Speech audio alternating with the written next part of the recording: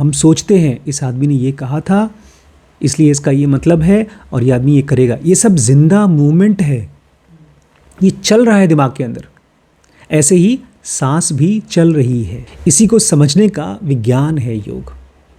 जो आदमी अपने मन के अंदर को एक तूफान की तरह नहीं देखता, एक आंधी की तरह, हवा की तरह नहीं देखता, वो उड़ जाएगा।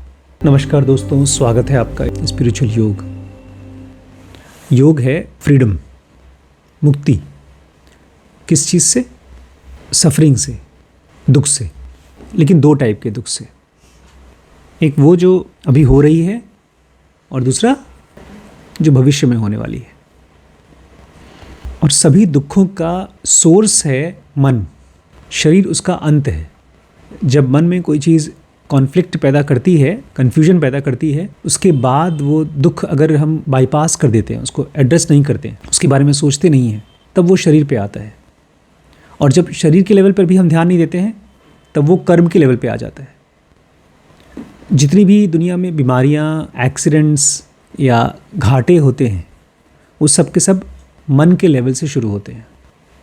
और उसमें भी ये चार चीज़ें हैं जो हमारे मन को समझने में या कंफ्यूज्ड होने में मदद करती हैं। कि अगर ये चार चीज़ें हमने गलत तरीके से की, तो हम कितना भी समझदार, कितना भी पढ़े लिखे हों, हम कंफ्यूज्ड होंगे और बेवकूफ़ियाँ करेंगे। और अगर ये चार चीज़ें हमने सही तरीके से कर ली, तो हम अपने मन को और अपने दुनिया को समझ पाएंगे और उससे मुक्त हो पाएंगे। ख़ास तौर से दुखों से मुक्त हो पाएंगे।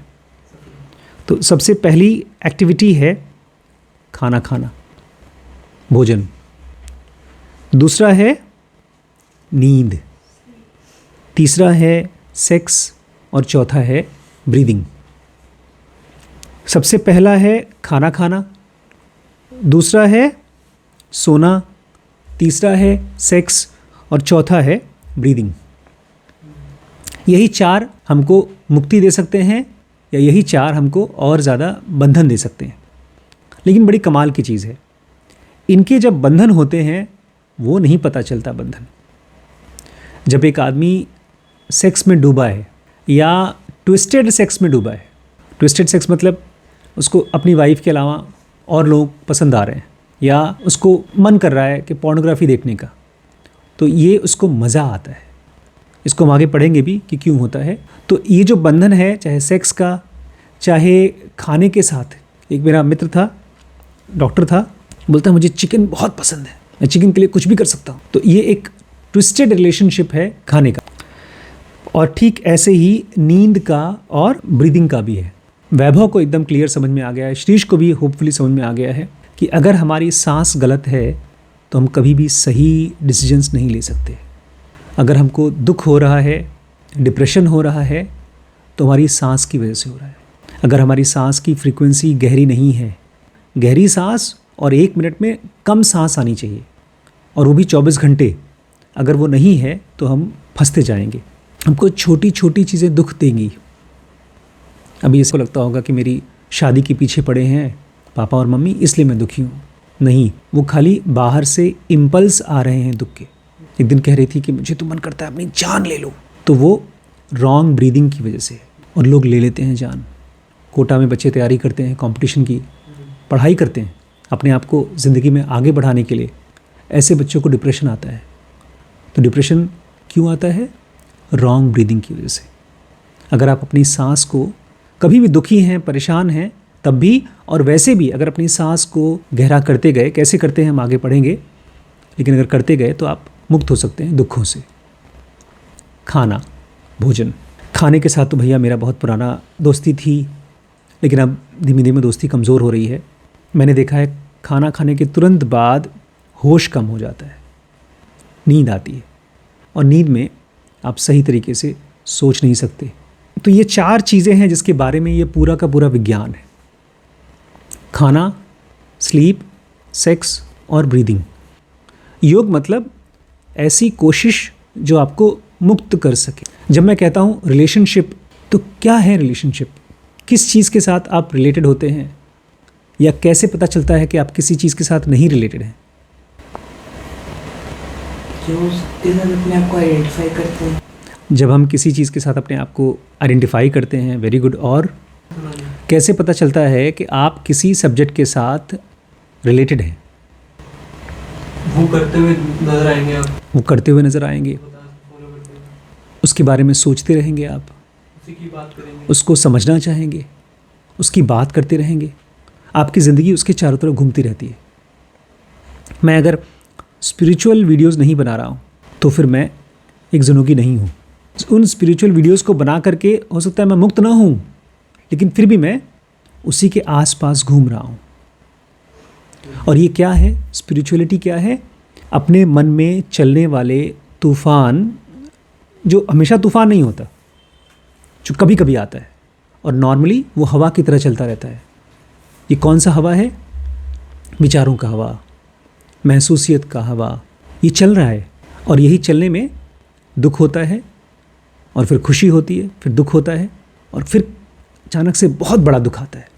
तो ये जो मन में चलने वाला हवा है, इसी को इनफैक्ट निसर्गदत्त महाराज कहा करते थे, विचार भी प्राण से आते हैं। सांस और विचार दोनों का एक ही सोर्स है। हम आपको देख रहे हैं, आपकी फ़ोटो देख रहे हैं, आपसे बात कर रहे हैं, वो बातचीत हमारे दिमाग में स्टोर हो गई। तो ऐसे है जैसे एक फ़ोटो खींच लिया और रख दिया दिमाग में, लेकिन वो फ़ोटोज़ मरी हुई नहीं होती।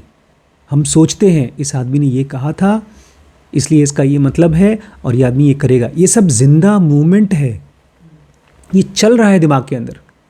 ऐसे ही सांस भी चल रही है। इसी को समझने का विज्ञान है योग।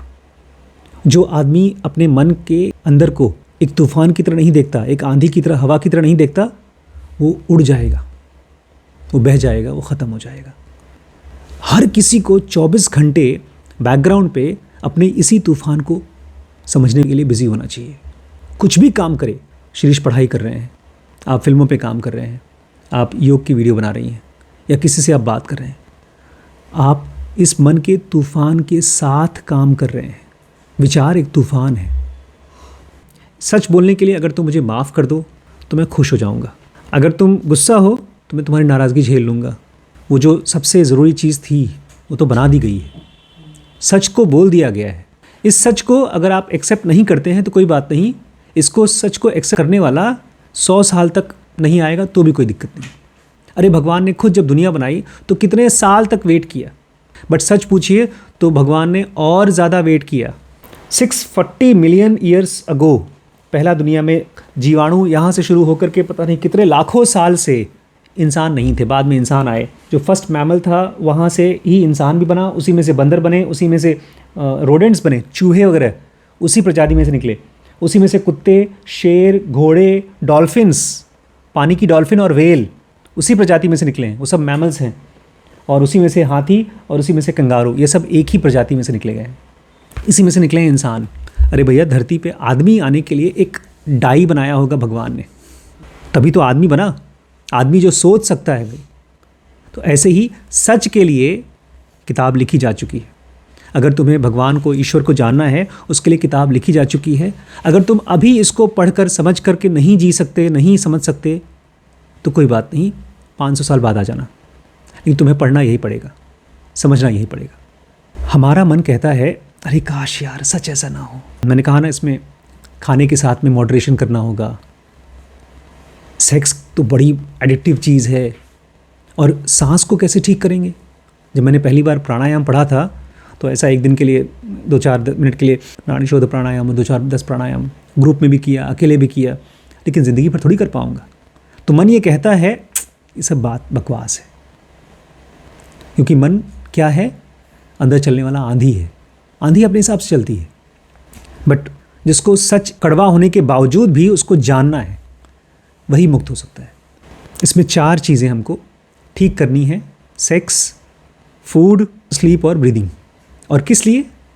ताकि हमारे मन के अंदर 3 गुण कंट्रोल हो सकें। बड़ी कमाल की चीज़ है यार, 3 गुण: इंटेलिजेंस, इमोशन और सेंसुओ वाइटैलिटी, जिसको कृष्ण कहते हैं पूरे ब्रह्मांड में फैला हुआ है। मतलब ये आसपास में लकड़ी, लोहा, सब जगह पर ये 3 गुण फैले हुए हैं। उन तीनों गुणों को कंट्रोल करने का जरिया क्या है? स्लीप, सेक्स, फूड और ब्रीदिंग। अगर 4 ठीक कर लिया तो हम इस ब्रह्मांड के मालिक हो जाएंगे। कमाल है ना।